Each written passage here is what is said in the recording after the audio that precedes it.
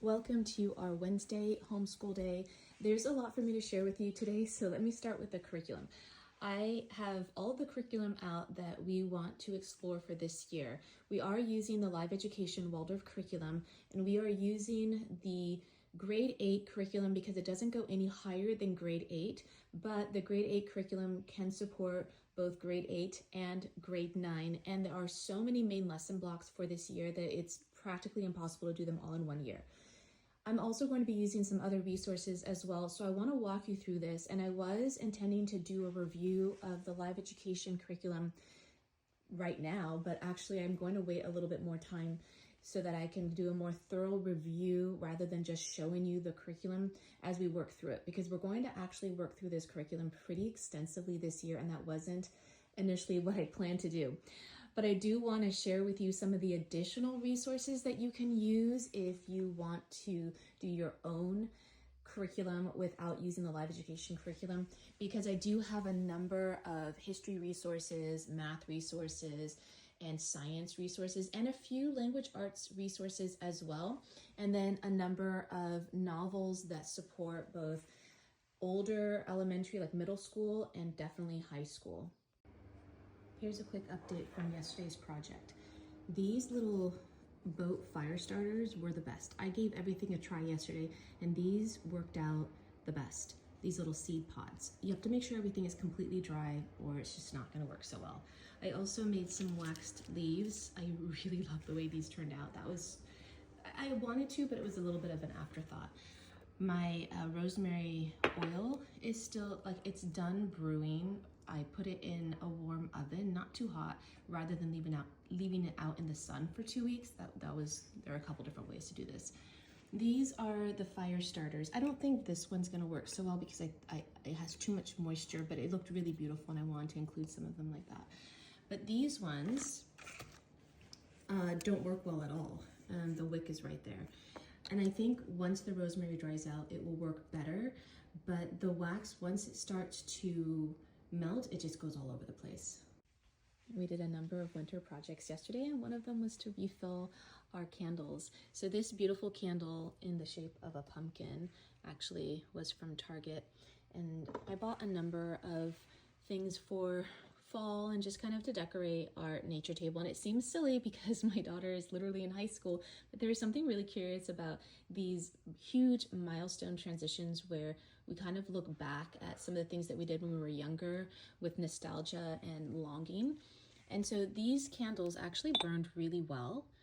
And once the candle was nearly done, and the thing about it burning well is that you have to burn it long enough for it to liquefy well. And if you only burn it for a little bit, then it creates a well and it doesn't work. But I really like the smell of this candle, so I went ahead and I re-poured some wax and then added new wicks, and so we're enjoying that. But I actually want to share with you what happens when it's not done well. I ended up pouring a lot of candles, oopsies, a while ago, and they were all just a disaster. They did not burn well at all. This is one of them. So the main reason was the wick, actually, and this looks like a fine wick, and it even came, you probably can't see that, with that little metal piece at the bottom so that it stays upright, very easy to use, really great. Just did not work well at all. So, and also this is pure beeswax, if I remember correctly. A lot of the wax that I use now, even though the pure beeswax worked well with the candle wicks that I used in the past, I am adding a little bit of coconut oil, just something that makes it burn, in my opinion, a little bit more smoothly. But that whole formula is really tricky because sometimes it ends up not smelling good, and I don't scent any of my candles. Now this one's a little bit kind of reddish, peachy, pink color, and that's because when I'm done with other candles, I just use the remnants of those candles and I just pop them into my pot where my wax is melting. And so this ended up getting colored this beautiful color because I had a candle that smelled really good and was beautiful, and I just kind of burn it all the way down to the very end. So that one's burning in there really well. And part of it burning really well is the wick. And so today I'm going to do a little experiment because I believe I'm home almost the whole day, and we're going to watch the difference between these two candles. And it's not a perfect experiment because the composition of this wax is a little bit different, but I want to show you how the wicks burn. And this wick is actually a better wick than some of the other ones that I've gotten. So the waxed string just hasn't worked well for me, and I feel like just a cotton twine tends to work much better. But already you can see how small that, actually it looks almost the same. For a moment that was smaller, but usually let me see if I can find another one. Hold on one second, I'm gonna find you another one so I can really show you what I've been experiencing lately.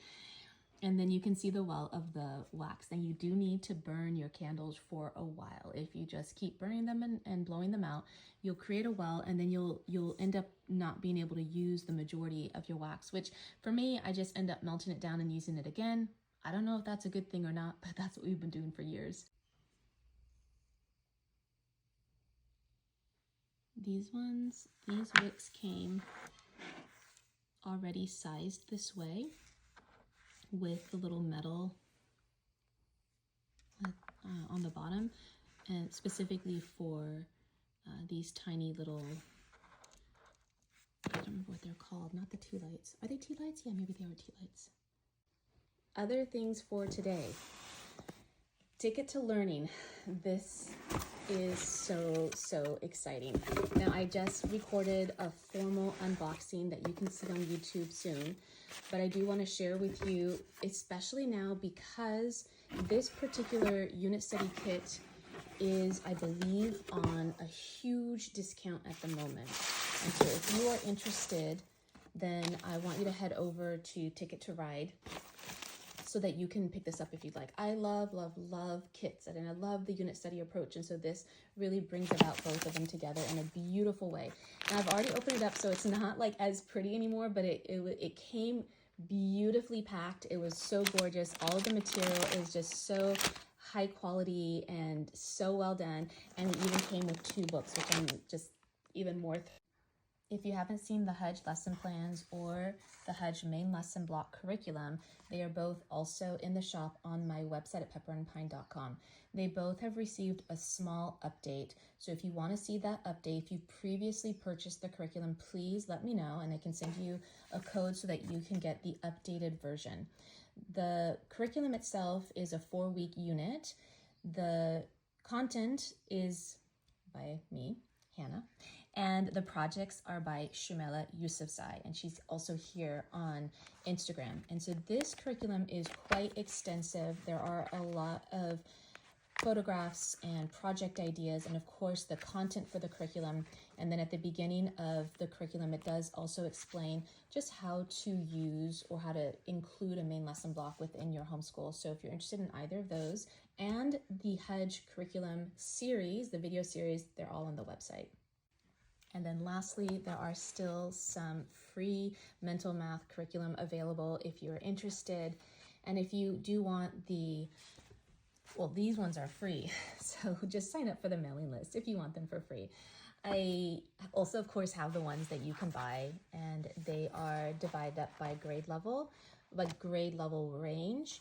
And then the mental math is not meant to be memorized. You're meant to do this on a daily basis. This is just oral. This is, you recite the questions verbally. The student then works out the answers mentally and then delivers the answer orally as well. And so and really there are only a few questions every day. It's a very short way to include some math into your daily work through your opening activities.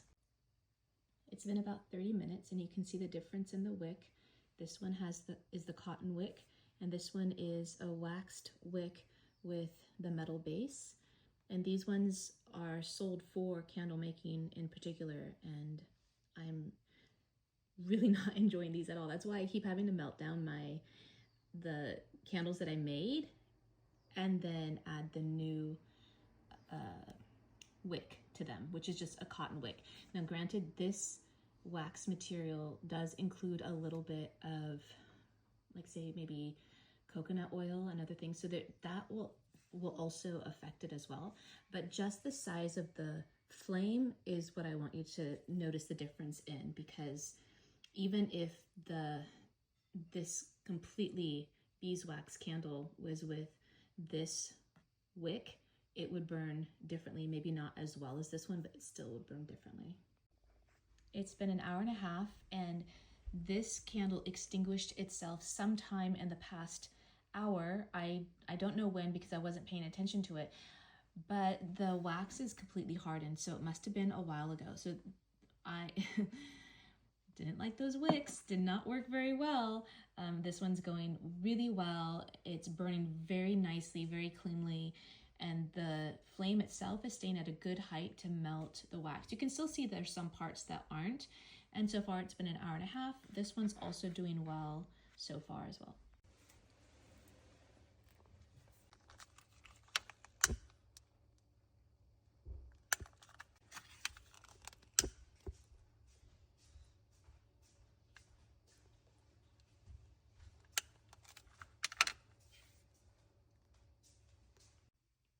It's been 4 hours and that one is burning beautifully.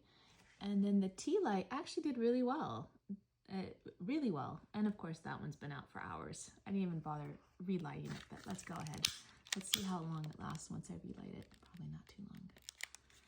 All right. It's been 7 hours and finally that one went out because it liquefied so much that the wick sank in. So before it completely dries, it just went out. Before it completely cools, I'm going to lift up the wick so that it can dry above the wax, and then tomorrow it should be fine. And that one's going strong. That is the first time it's gone that long. So that's great. And let's see the other one. That one's doing well. Let's go check out the other ones. We have, oh, that one might have gone out. Oh, you know what? That one got blown out actually. No, it didn't go out by itself. Yeah. I hope you enjoyed our school day today.